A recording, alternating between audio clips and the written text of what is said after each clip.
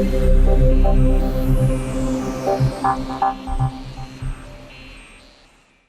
I'm Mike. Hey, I'm Nathan. And I'm Aidan. Welcome to the channel. Today we're talking about one of my favourite off-grid solar systems here we're talking about. So this is a really unique home in this build. It's actually a one-bedroom house, but it's actually got some really big loads in it. Now, this customer, it's got 12 kilowatts of panels, it's got 16 kilowatt hours of battery storage, and they have a 10 kilowatt off-grid inverter and a 6 kilowatt AC coupled inverter.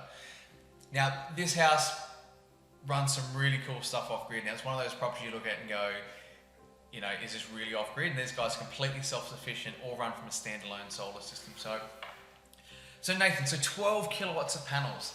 What can 12 kilowatts of panels do for this customer? It'll pretty much supply them with everything they need to run all their loads. Like they've got heated tiles and air cons and all sorts of big appliances, and there's enough AC coupled panels there to cover all that. And then we've done some DC coupled panels as well to make sure that in the morning they get a fresh kickstart of power and that the batteries are topped up. Yeah, cool. So on this system, you can see on the roof design here, you guys have done some panels facing east and some panels facing west. What was the reason you did that, Aidan? Alright, so the eastern panels are DC coupled. This means if you have a shutdown overnight, as soon as that sun comes up over the hill, the system will restart because it's got enough power there to bring it back to life. And then we have some northern and some western facing panels as well. Most of these are going to the AC coupled inverter. This is because that is our peak solar production hours. During that time, we'll have the air cons running, the pool pump will be running, and it'll all be coming straight from the AC coupled solar. So there's less conversions and a more efficient energy production. Cool. So, and with this system, so literally, it would never have that blackout. Well, not never, we never say never, because it's got an auto start generator, doesn't it? Correct. So it's really the only time this system would actually have that blackout if it rained for a week and the generator was out of petrol, yeah? Okay. So yeah, so those black starts there for that sort of thing. Okay, cool. So with the batteries of these here, these guys went with Zenergy LTO. So Aidan, tell us a bit about these Zenergy LTO batteries. So LTO stands for lithium titanate. Now these are a really robust battery that we've been utilising in some of our current systems. Now they're rated for 25,000 cycles. Now in basic terms, that means you can charge the battery full and then deplete it all the way to empty 25,000 times. This is huge in the battery world, especially a battery that can produce the same benefits as lithium, as it'll last a ridiculous amount of time. We're talking, they have a 20-year period, warranty period, but if you're discharging once per day, they'll last 60 years plus. Yeah, so that 25,000 cycles or whatever it is, that is about 60 years it would take if you did like 3 times a day or something ridiculous, isn't it? 3 times a day would be the 20 years, period, okay, cool. and 66 years at one cycle. I think that's what I calculated last Cool, time. and so a cycle is basically if you drain your batteries dead flat, Yep. and then charge them back up, that's the cycle. So if you only go halfway each day, Yep. that's half a cycle. Is that right? Yes. Cool. Now, this customer Nathan's got a 6 kilowatt AC coupled inverter. So tell me more about what that can do and what it does in this system. Well, basically, it'll help throughout the day to power the big loads that the batteries might not be capable of doing by themselves. So it kind of gives the inverter an extra boost, and it gives it a more efficient way of powering the loads because it's straight from an AC inverter to the AC loads. So there's no conversion from DC to DC to AC, and it's just a more efficient way of powering the loads throughout the day. Yeah, cool. So you said, so this customer's got underfloor heating. Mm-hmm. Yeah. They've got like a 20-meter heated pool. Yep.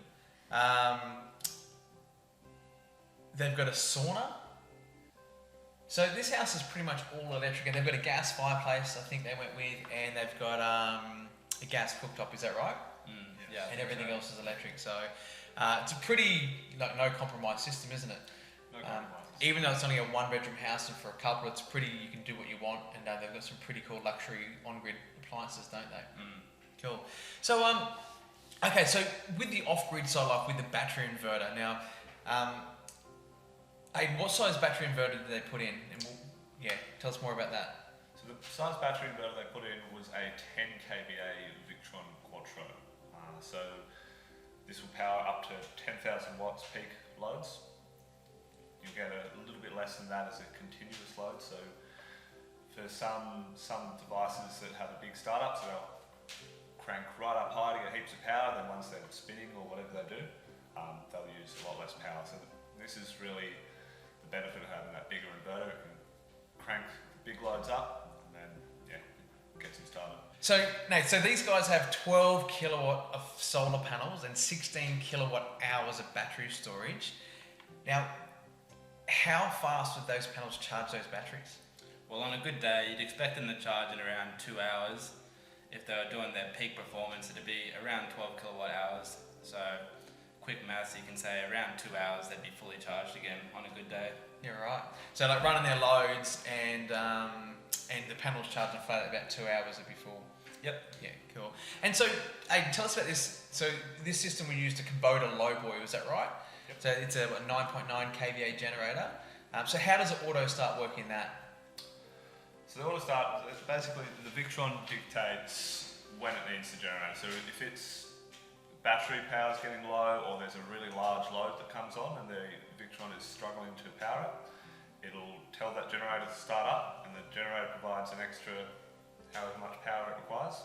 This can be up to, what's it, 9 kilowatt? Yeah, I think they're 9.9 or something, maybe 8 kVA rated continuously.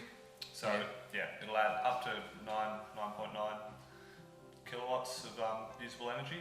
Now that'll first power the loads and then secondly go to the batteries. Yeah, okay, cool. So literally, yeah, so in this situation, if it's a bad day and the customer still wants to use everything they want, the generator will just fire up and help power those loads and stuff like that. And the generator will still take about 2 hours to charge those batteries from dead flat to full. Well, probably more about 3 hours if you take their load and stuff like that run in.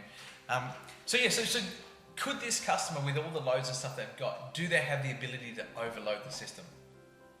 Can they turn on enough things to overload this system? These guys can actually.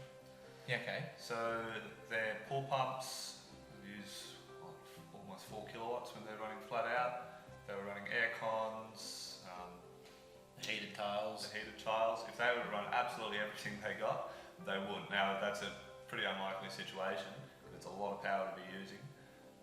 But yes, they are capable of at night. During the day, if the sun's out, there's no chance. Cool, but if overnight they turn loads on too big, the generator would fire up and help out the battery inverter, wouldn't it? Oh yes, it would. Yeah. Pretty much if the generator was out of diesel, it wouldn't work. Yeah. Yeah, cool.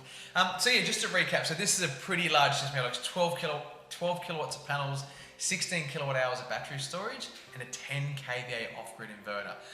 So yeah, this is a pretty no-compromise system. If you have a look, it's actually a one-bedroom house, and yeah, it's designed with all the luxuries and everything that you want in an off-grid solar system. So thanks for watching. As usual, if you haven't already, give the video a like. It really helps the channel and the YouTube algorithm. And don't forget to subscribe to see more properties like this in our series. And if any comments or questions or anything else you want to know, just post down below. Thank you and have a great day.